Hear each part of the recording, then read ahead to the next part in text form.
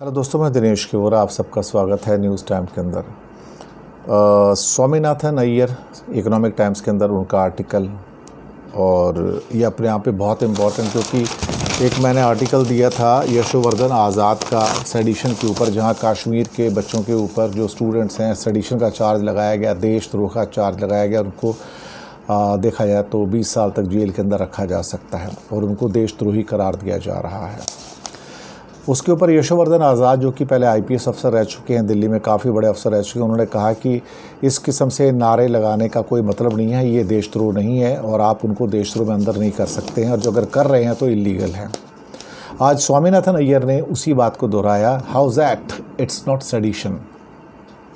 ये उनका काफ़ी बड़ा आर्टिकल है, आप यहाँ पर देख सकते हैं, house act it's not sedition.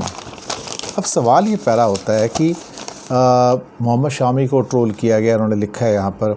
उसके बाद विराट कोहली ने कहा कि हमारी ब्रदरहुड जो है बहुत स्ट्रॉन्ग है और ये यू कैन नॉट शेक अस, और कुछ लोग मिलके, कुछ हज़ार लाख लोग मिलके जो हिंदू मुस्लिम के नाम पर सब कर रहे हो, ये हमें मंजूर नहीं है। जैसे ही शामी को ख़ास तौर से जब ट्रोल किया गया तो उनके समर्थन में गौतम गंभीर जो बीजेपी के हैं इस टाइम, सचिन तेंदुलकर, वीरेंद्र सहवाग, हर आदमी उनके लिए निकल के आया। तो ये जितने हिंदुत्ववादी रेडिकल्स थे, मैं तो इनको, जिन्होंने ट्रोल किया, मैं तो उनको एक्सट्रीम क्या बोलते हैं, तालिबानी कहूँगा। देखा जाए तो वो तालिबानी नेचर के लोग हैं वो, और एक्सट्रीम रेडिकल्स हैं हिंदुओं के अंदर। और ये अब बैकफुट पे आते नज़र आए, और फिर उन्होंने अपना ग्राउंड शिफ्ट किया और कहा कि नहीं, ये पाकिस्तान इंटेलिजेंस जो है वो हिंदुस्तान के हिंदुओं को बदनाम करना चाहती है। लेकिन हमारे हिंदुओं के अंदर अब इतने रेडिकल पैदा हो गए हैं, ख़ास तौर से आरएसएस, वीएचपी और बजरंग दल ने इतने पैदा कर दिए, बीजेपी ने भी, कि अब ये जो बहानेबाजी है कि पाकिस्तान कर रहा है और ये कर रहा है, ये सब बकवास है और कुछ नहीं है। इनकी बात पे कोई यकीन नहीं कर सकता है। आगरा के अंदर कुछ स्टूडेंट्स ने उनको चीयर किया, तो फिर उनको उठा के कि हाँ, इनके ऊपर अब देशद्रोह का आरोप होगा। और कश्मीर में तो विक्रम सिंह रंधावा, बीजेपी के लीडर, जिनके ऊपर सुनामी एक्शन भी हुआ है, उन्होंने तो यहाँ तक कह दिया कि इन सब की खाल उधेड़ देनी चाहिए। It means the skin should be taken out of the body. आप सोच सकते हैं कि ये जितने भी सो कॉल्ड बीजेपी के जो लीडर थे, विक्रम सिंह रंधावा, आप उनको तालिबानी करार नहीं देंगे? इज़न्ट इट बीजेपी तालिबानी? मैं तो कहूँगा ये बीजेपी तालिबानी है। अगर बीजेपी उनसे पीछा छुड़ाना चाहती है और कहती है कि नहीं, हम उनको निकाल देंगे और उनके एफआईआर हो जाएगा, लेकिन जो उनका जो एक्शन है, जो उनके वक्तव्य हैं, स्टेटमेंट हैं, दे आर तालिबानी स्टेटमेंट्स। दे आर, एक तरह से कहा जाए तो टेरराइज्ड करने वाले स्टेटमेंट्स हैं। और इस बात को स्वामी अय्यर ने भी लिखा है आज अपने आर्टिकल में। और उनका कहना है कि ठीक है, हो सकता है उनकी चीयरिंग से मेरे को भी थोड़ा सा अपसेट होता होगा, लेकिन कमाल की बात यह है कि उन्होंने एग्जांपल दिया है कि 1968 के ओलंपिक्स के अंदर कुछ जो एथलीट थे, यूएस एथलीट, उन्होंने ब्लैक ग्लोव्स को लेकर सल्यूट किया था, जो एक तरह से ह्यूमन राइट वायलेशन थे यूएस में, उसका विरोध किया गया था। फिर उन्होंने कहा है कि यूएस अमेरिकन फुटबॉल प्लेयर जो कि कॉलिन कैपरनिक है, वो 2016 के अंदर, 2016 में, वो अपने घुटनों के ऊपर बैठ गया था, जो कि ब्लैक्स को सपोर्ट करने के लिए, और उसको भी देशद्रोही कहा गया था अमेरिका में कुछ लोगों के द्वारा। But he said the black lives matter there, yes, every life matter. Why black life? White हो, ब्लैक हो, ब्राउन हो, एवरी लाइफ इज प्रेशियस। और taking to the knee, even in this World Cup also, players are taking to the knee, supporting the black cause. This is absolutely something which we support.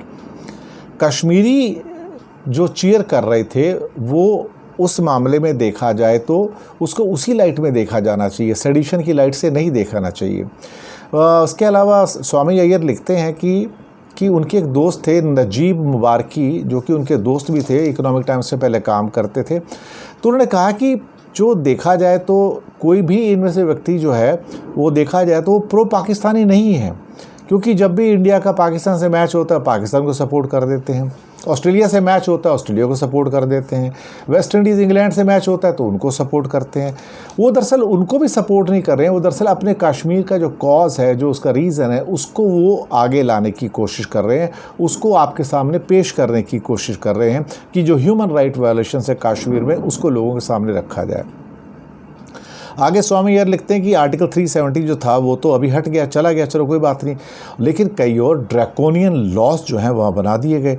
इसमें सबसे पहले अगर आप कुछ भी कहेंगे तो उस डिसेंट माना जाएगा उसको, यानी कि देशद्रोह माना जाएगा, उसको दबा दिया जाएगा। पुलिस पावर इसे कहते हैं ना, brutal police power, state power इसे कहते हैं।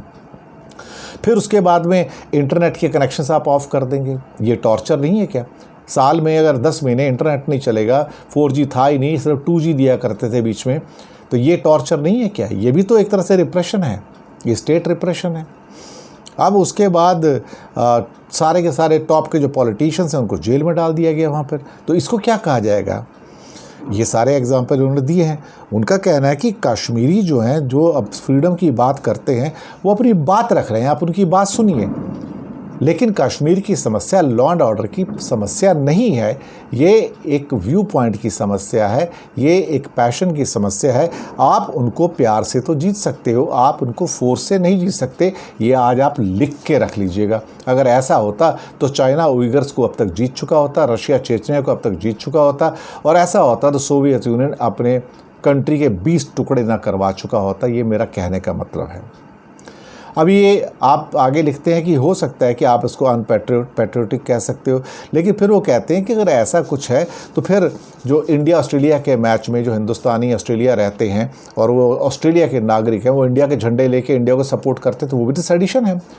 वो ब्रिटिश नागरिक जो इंडिया के हैं, जो इंडियन हैं, लेकिन उनके पास पासपोर्ट ब्रिटिश है, वहाँ की खाते हैं, सब कुछ करते हैं, जब इंग्लैंड का मैच होता है तो वो इंडिया को सपोर्ट करते हैं, तो वो भी सेडिशन के पात्र हैं। तो उन लाखों लोगों को उठा के जो स्टेडियम में चीयर करते हैं, झंडे लेके आते हैं, देशद्रोह के आरोप में ऑस्ट्रेलिया में और इंग्लैंड के अंदर, उनको जेल में डाल देना चाहिए।